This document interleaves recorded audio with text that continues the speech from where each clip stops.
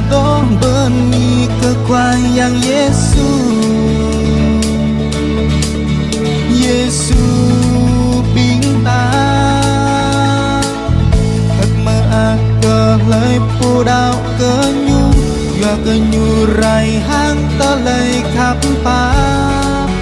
tơ lời pap nhu đô noa so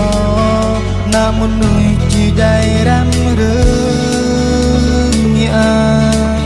sa mơ Giêsu rai berkelah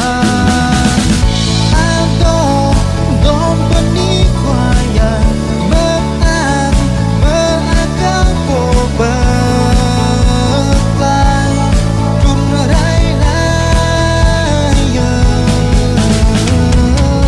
Adore do haleluya berakar berkelai Dun rai laya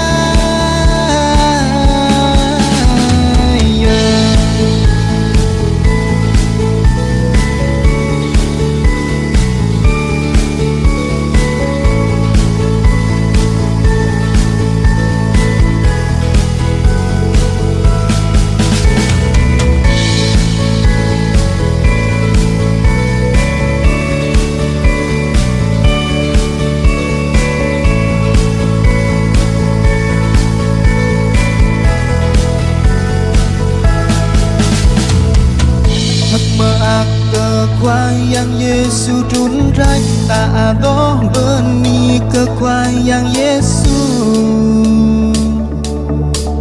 Yesus bintang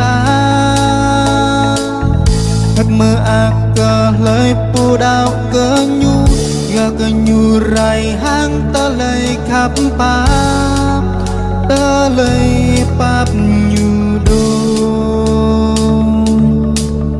noa so namun nuôi chỉ đầy ram rừng nhà sa mơ Giêsu rai berkelah